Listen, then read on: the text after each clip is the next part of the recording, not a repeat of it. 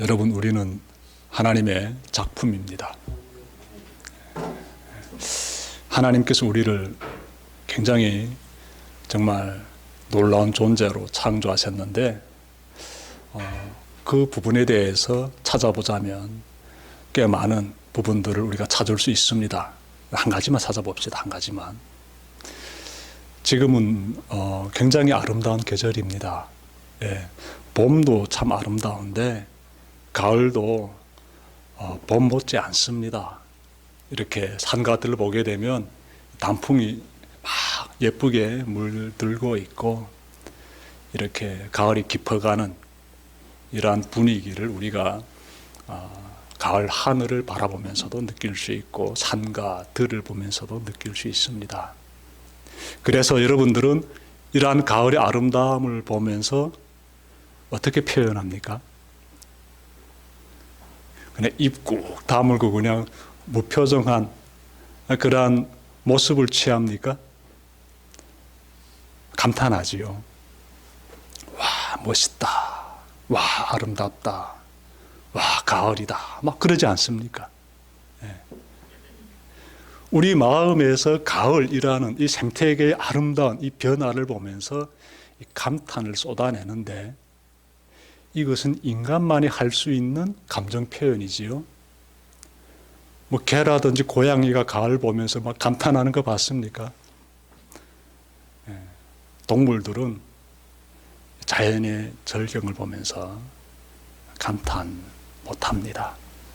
하나님께서 인간에게만 굉장히 놀라운 능력을 부어주신 것이지요.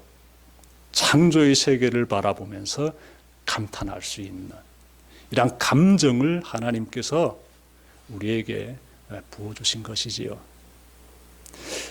그러고 보니까 창세기 1장에 기록되어 있는 그 말씀 있지 않습니까? 하나님께서 이 세상을 창조하실 때 거듭에서 하시는 말씀 있지 않습니까? 하나님 보시기에 좋았더라. 기쁘다는 거 아니겠습니까? 하나님 마음이 벅차고 하나님 창조하시면서 자신이 창조하신 세계를 쭉 보시면서 그분 내면에서 이 감탄이 솟아오르는 거 아니겠습니까? 그래서 하나님 보시기에 좋았더라 이렇게 말씀하시는 것이지요. 그래서 우리 인간이 가지고 있는 내면에서 터져나오는 이 감탄의 이 감정을 보면서 하나님 마음에서 발견되는 그 감정이 좀 비껴 나옵니다. 우리 내면에 있는 그러한 감정을 보면서 하나님이 품고 계시는 그 감정의 세계가 다소나마 조금씩이라도 이렇게 비껴납니다. 느껴진다는 것이에요. 정말 하나님께서 우리를 멋있게 만드셨습니다. 굉장히 하나님의 작품이 훌륭합니다. 우리의 내면을 통해서 우리가 깨달을 수가 있어요. 여러분, 하나님께서 우리에게 이렇게 놀라운 이러한 자신의 그 감정도 부어주시면서 아름다운 하나님의 작품으로 만들어 주셨는데 하나님이 우리를 왜 그렇게 만드셨을까요? 조금 질문이 좀 그렇긴 한데 하지만 이유가 있지요. 오늘 말씀 보십시오. 10절. 자, 우리는 하나님의 작품입니다. 선한 일을 하게 하시려고 하나님께서 그리스도 예수 안에서 우리를 만드셨습니다. 이유가 딱 나와요. 하나님께서 우리를 이렇게 만드신 이유는 선한 일을 하도록 하기 위해서이다. 이렇게 말씀하고 있습니다. 예수님 안에서 우리가 선행을 하면서 그렇게 살아가라고 하나님 우리를 만드셨다라는 것입니다. 여기서 우리가 좀 깨닫게 되는 것 있는데요. 선을 행하라고 하나님께서 우리를 만드셨지요. 그러면 생각해 봅시다. 이것은 무엇을 전제로 합니까? 하나님이 우리를 만드실 때 우리 내면에 무엇이 선인지를 깨달을 수 있는 능력을 심어주셨다는 거지요. 무엇이 선인지를 알아야 선을 행하며 살 수 있지요. 그래서 여러분, 창세기 2장 보게 되면 하나님이 이렇게 말씀하십니다. 여호와 하나님이 그 사람에게 명하여 이르시되 동산 각종 나무의 열매는 내가 임의로 먹되 선악을 알게 하는 나무의 열매는 먹지 말라. 내가 먹는 날에는 반드시 죽으리라 하시니라. 저는 창세기 2장에 기록되어 있는 16절과 17절 이 말씀 딱 보게 되면은요, 하나님께서 인간을 만드실 때 인간의 내면에 무엇이 선이고 또 무엇이 악인지를 분별할 수 있는 이 능력을 심어주셨다라고 저는 믿어 의심치 않습니다. 왜냐하면 보십시오. 무엇을 행하면 악인지를 지금 여기서 말씀하고 있지 않습니까? 하나님께서 먹지 말라고 그렇게 딱 정하신 그 선악과 나무, 선과 악을 알게 해주는 나무인데 줄이면 선악과 나무지요. 그 나무의 열매를 먹게 되면 반드시 죽는다 이렇게 말씀하고 있지 않습니까? 그러한 행동을 취하게 되면 악이다라는 것이고요. 그러므로 이와 같은 하나님의 말씀을 지켜서 행하면 무엇이 될까요? 선이 되는 거예요. 그러니 하나님의 말씀을 지켜 행하는 삶을 살면은 선이고 하나님의 말씀에서 떠나서 행동하게 되면은 악이다라는 것이 창세기 2장에서 나와요. 그러니 우리 인간이 창조된 이러한 하나님의 피조물인데 하나님의 작품인데 우리는 어떤 능력을 가지고 있는가 봤더니 선과 악을 구별해서 행할 수 있는 그런 능력을 지금 가지고 있는 거예요. 우리 내면에 깔려 있다는 것이에요. 내면에. 그런데 안타까운 것은 아시지요? 최초의 인류인 아담과 하와가 그 하나님의 그 하지 말라는 일을 저질렀지 않아요. 그 선악과를 따서 먹었지 않았습니까? 그래서 죄를 짓게 되지요. 즉 다시 말씀드리면 악을 행하게 됩니다.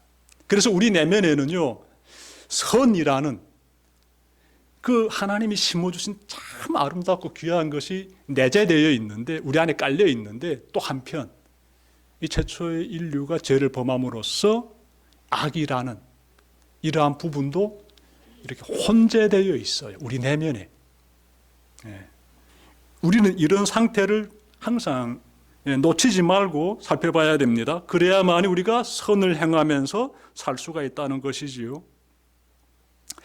오늘 본문에서 알 수 있듯이 하나님이 우리를 창조하신 이유는 선에 거하도록 하기 위함이다 인데요, 하나님이 원하시는 그와 같은 선한 삶을 살기 위해서 어떻게 하면 될까?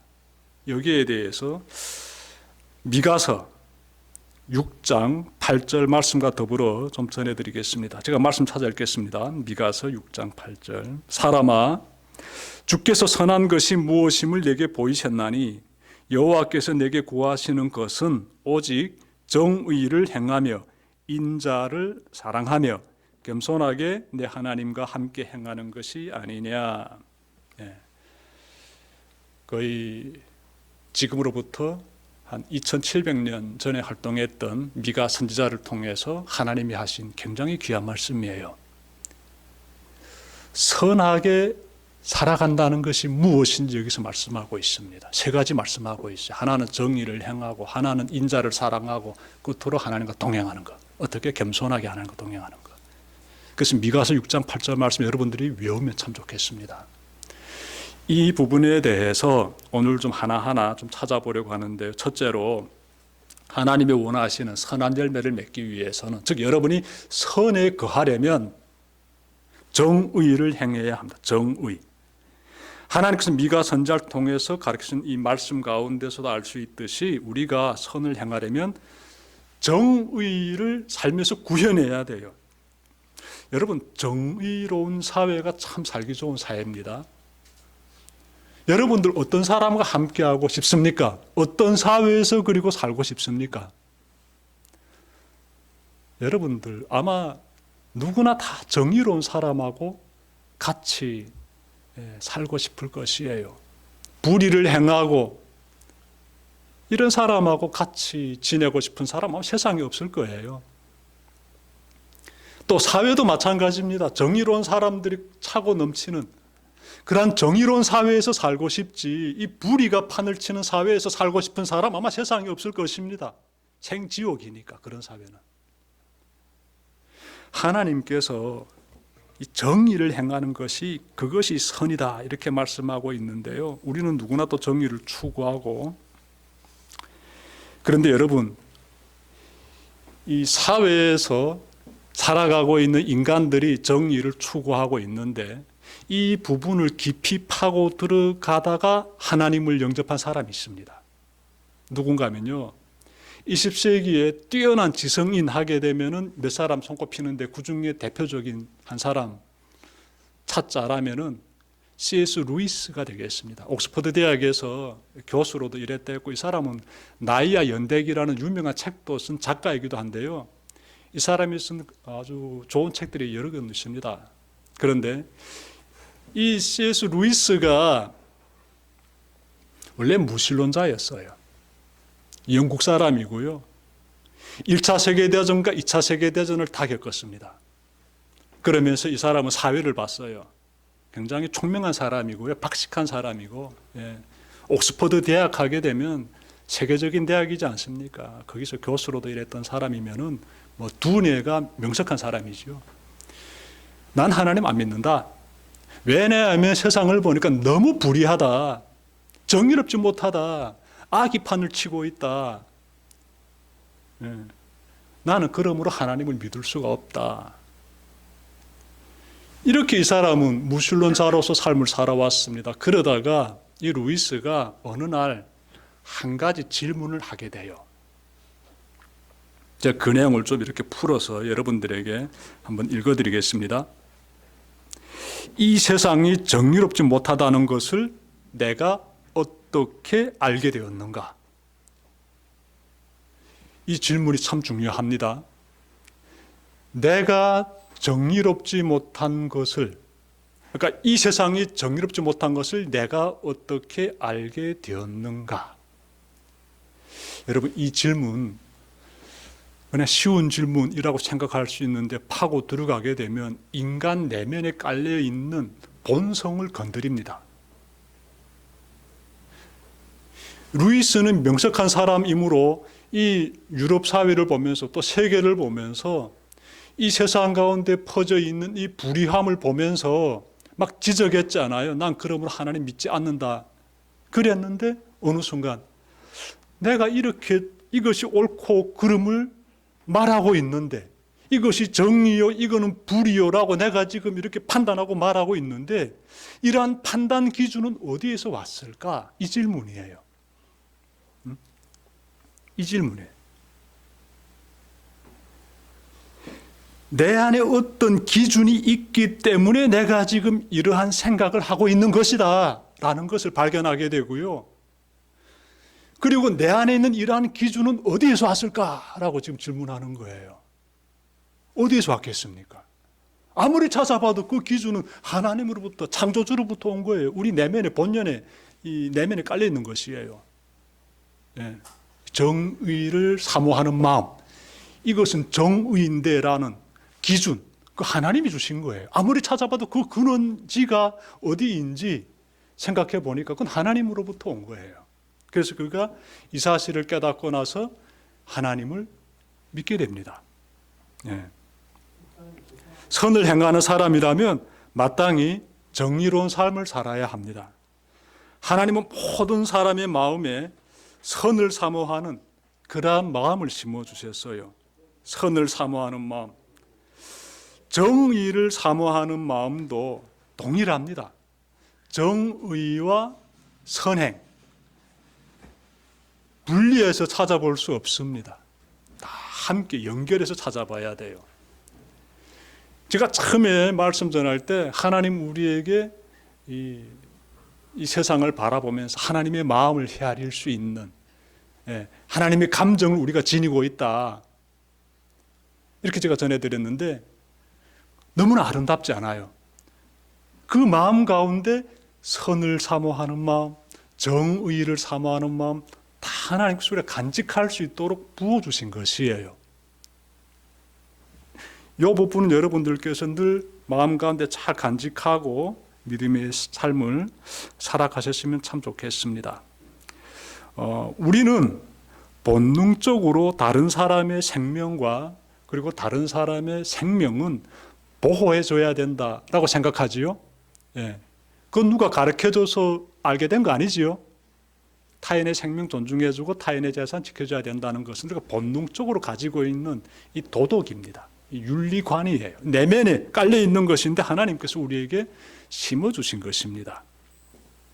그러한 마음을 가지고 하나님이 원하시는 선행을 정말 삶 가운데서 펼쳐내는 여러분들 되시길 바랍니다. 여러분, 하나님의 이러한 원하시는 이러한 삶, 선을 행하는 삶을 살기 위해서 가장 좋은 방법 하게 되면은요, 하나님의 법에 대해서 잘 알아야겠지요. 정의라게 되면 벌써 법이지 않습니까? 무엇이 옳고 그른지를 잘 구별하면서 살기 위해서는 구체적으로 여러분들께서 일상의 삶에서 하나님의 말씀을 가까이 하시길 바랍니다. 성경에 대해서 잘 배우시고요, 깨달은 대로 하나하나 삶에 구현해 나가시길 바랍니다. 그 삶이 굉장히 아름다운 삶이에요. 그런 삶을 사시는 여러분들이 정의로운 삶을 사는 사람들이고 선한 열매를 맺는 사람들이에요. 이 부분을 좀 더 강조해 드리고 싶은 게 하나 있는데요. 하나님의 법에 대해서 깨달아갈 때 하나님이 무엇을 원하시고 무엇을 싫어하시는지 찾아볼 수 있습니다. 이 성경을 딱 한 번이라도 처음부터 끝까지 읽어보게 되면 금방 찾을 수 있어요. 하나님의 법, 하나님의 말씀 하게 되면 너무 방대해가지고 잘 모르겠다, 그렇게 생각하실 수 있는데요. 성경 한번 읽어보게 되면 하나님이 무엇을 원하시고 무엇을 싫어하시는지 금방 찾을 수 있습니다. 많이 강조하는 부분을 찾아보게 되면 정말 우리가 쉽게 답변할 수 있습니다. 하나님 가장 원하시는 거는요, 하나님만을 경외하는 것을 하나님께서 너무나 원하세요. 하나님 가장 싫어하시는 건 뭘까요? 우상을 숭배하는 것. 하나님을 떠나서 우상을 숭배하며 사는 것 가장 싫어합니다. 그래서 이런 부분들 여러분들께서 마음에 잘 새기시고 하나님을 경외하면서 하나님 기뻐하시는 일을 하나하나 행하는 그런 삶을 꼭 살아가시길 바랍니다. 자, 선한 열매를 맺기 위해서 두 번째로 우리가 뭘 행해야 되는가 찾아보면은요, 친절을 베풀며 살아야 합니다. 친절. 미가서 제가 6장 8절을 가지고 이렇게 쭉 말씀을 전개하고 있는데요. 거기에 보게 되면은 중간에 이렇게 내용이 나옵니다. 오직 정의를 행하며 이어지는 내용 보게 되면 인자를 사랑하며 이렇게 말씀하고 있어요. 인자를 사랑하라라는 것입니다. 선을 행하기 위해서는 인자를 사랑하라라면은 여러분들께서 자칫 잘못하게 되면은 사람을 가리키는가? 인자라고 하니까 한자로 보게 되면 사람 인자, 아들 자자 이렇게 생각하실 수 있는데 히브리어 보게 되면은 친절, 자비 이런 의미를 담고 있습니다. 그래서 친절을 베풀면서 살아라. 그것이 선을 행하는 삶이다. 이렇게 지금 가르쳐주고 있습니다. 여러분들께서 하나님이 원하시는 그러한 선한 삶 살기 위해서는 다른 사람에게 꼭 친절을 베푸시길 바라요. 제가 하루는 지하철 탔는데요. 시간은 퇴근 시간입니다. 그래서 지하철 안에 사람들이 좀 많이 있었어요. 여러분, 지하철에 타게 되면 대체로 사람들이 타인에게 피해를 주지 않기 위해서 소곤소곤 말한다 라든지 아니면 아예 나중에 도착해서 전화할게 라고 하지요. 기본 매너지요. 그래서 지하철 타게 되면 대체로 조용합니다. 사람들이 많아도 떠드는 사람 거의 없어요. 그런데 갑자기 지하철 안이 굉장히 시끄러워졌습니다. 한 20대 남성이 탔는데 이 빵통에 들어와서부터 큰 소리로 누구하고 전화하는 거예요. 가만히 들어보니까 자기 어머니하고 전화하더라고요. 그런데 내가 집으로 가려면 어떻게 가야 돼? 하면서 막 큰 소리로 같은 말을 여러 번 반복하는 거예요. 순간 이분이 지적 장애를 가지고 있구나라는 걸 딱 느꼈어요. 상대방이 뭐라고 얘기하는지 모르겠는데 이 20대 청년은 내가 지금 집으로 가야 되는데 이 퇴근 시간에 날이 어슬어슬해지는 이 시간에 집으로 가야 되는데 이 지하철 타고 어디로 가야 되는지 방향을 지금 모르는 거예요. 그래서 같은 얘기만 계속 반복해요. 지금 그것도 큰 소리로, 저도 속이 타니까 큰 소리로 말하겠지요. 제가 나서고 싶어 했습니다. 근데 야, 내가 이 지하철 안 사람들 많은 데서 내가 나서게 되면은 한두 마디만 지나면 금방 북한 사람인기 튀어나겠는데 말씨가 저쪽 말씨라. 그래서 제가 정말 주춤거렸습니다. 그때 제 옆에 있던 30대 여성이 다가가 가지고요, 그 20대 청년에게 이렇게 말합니다. 내가 좀 도와드려도 될까요? 저에게 전화기를 넘겨줄 수 있나요? 저 그 여성분 다시 봤습니다. 굉장히 조심히 그 20대 청년에게 대화하는데 그 지적 장애를 가지고 있는 그 청년의 인격을 딱 올리 세워주면서 큰 소리로 말하지도 않아요. 가차에 다가가서 이 청년이 알아들을 수 있는 그 목소리를 딱 내면서 제가 좀 도와드려도 될까요? 저에게 전화기를 넘겨줄 수 있나요? 그리고 전화기를 받아가지고 딱 상대방하고 이야기하더라고요. 그리고 이 청년이 다음 역 딱 되니까 저절로 훅 뛰어내리는 거예요. 그러자 이 여성이요, 같이 내리더라고요. 예.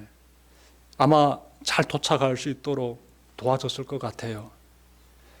그런 모습 보면서 저는 뭘 느꼈는가 하면요, 예, 저 자신이 참 부끄러웠고, 예, 그 사회적 약자를 위해서 친절을 정말 따뜻하게 베풀어주는 그 여성이 굉장히 돋보였습니다. 여러분, 뭐 아프리카 오지에 찾아가서 내가 선을 행해야지, 글쎄 그거 쉽지 않지요. 지금 내가 살아가는 삶의 자리에서 내가 부딪히게 된 현장 가운데서 여러분들이 최대한 친절을 베풀 수 있었으면 참 좋겠습니다. 그것이 선행이에요. 여러분, 히브리서 13장 2절 보시면요, 손님 대접하기를 잊지 말라. 이로써 부지중의 천사들을 대접한 이들이 있었느니라. 이렇게 말씀하고 있습니다. 친절은 참 귀하지요. 하나님 너무나 기쁘게 바라보십니다. 그래서 이렇게 말씀하시는 거예요.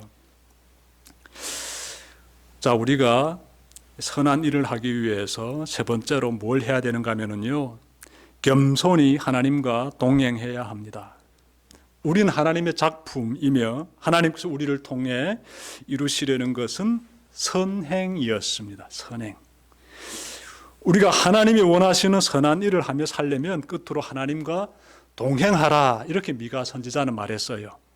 그런데 다시 살펴보면요, 겸손히 하나님과 동행하라, 이렇게 말씀하고 있습니다. 여러분, 하나님과 동행하고 있습니까? 하나님과 동행하는 사람에게서 딱 나타나는 모습이 하나 있지요. 무엇일까요? 이 사람이 하나님과 동행하는지 그렇지 않는지 우리가 찾아볼 수 있는 것 하나 있습니다. 예. 이 사람이 참으로 겸손히 하나님과 동행하고 있는지 아닌지. 제가 20년 저는 넘어서면서 이렇게 신앙생활을 하고 있는데요, 진짜 겸손히 하나님과 동행하는 사람에게서는 꼭 나타나는 모습이 있습니다. 그것이 무엇인가 하면요, 거듭나는 모습이에요. 거듭남. 과거의 나는 죽은 거예요. 예수님 안에서 죽은 거예요. 그리고 지금의 나는 예수님으로 인하여서 새롭게 변화된 사람이에요. 그래서 거듭났다라고 하지요. 주님 안에서 과거의 나는 죽었고 주님 안에서 주님의 뜻을 향하여서 살아내는, 선한 삶을 살아내는 그런 사람의 모습, 그런 모습이 거듭남의 모습인데요, 그런 모습이 여러분들에게서 충만하게 나타나기를 바랍니다. 그러면 100% 그분은 하나님과 동행하고 있습니다. 과거의 모습 그대로 가지고 살게 되면은요, 그는 여전히 그 삶 가운데서 사는 것이지 하나님과 동행하는 삶이 아니에요. 겸손히 하나님과 동행하는 사람들은요, 거듭난 사람이에요. 거듭난 사람. 오늘 이 자리 가운데 하나님과 동행하기 위해서 굉장한 결단하고 오신 분도 있는데요. 전 주중에 만났습니다. 그래서 목사님 제가 예배 드리려면은요,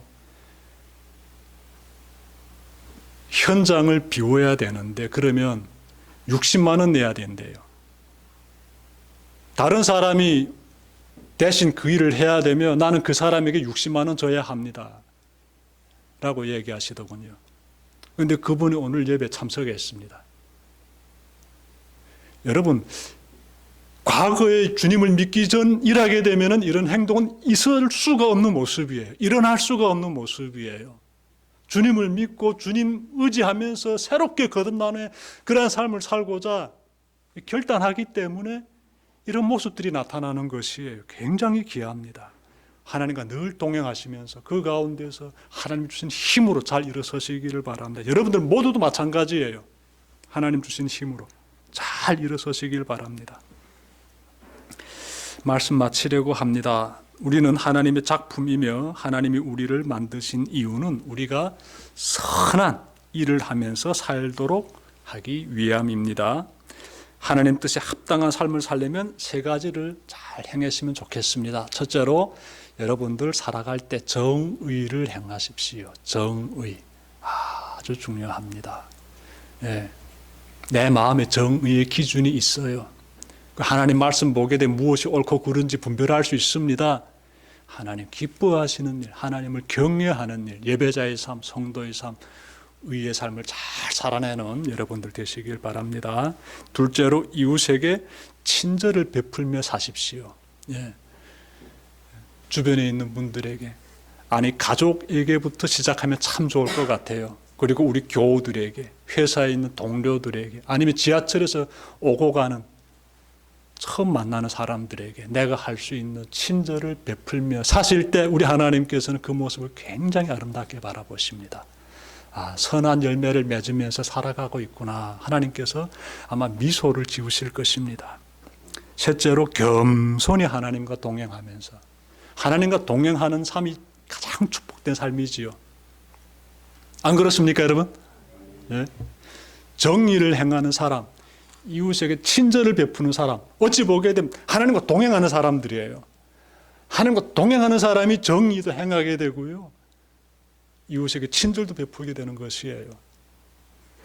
하나님과 동행하면서 이 새로운 한 줄 믿음 가운데 올바르게 정말 잘 살아내는 여러분들 되시기를 주님의 이름으로 축원합니다. 기도드립시다.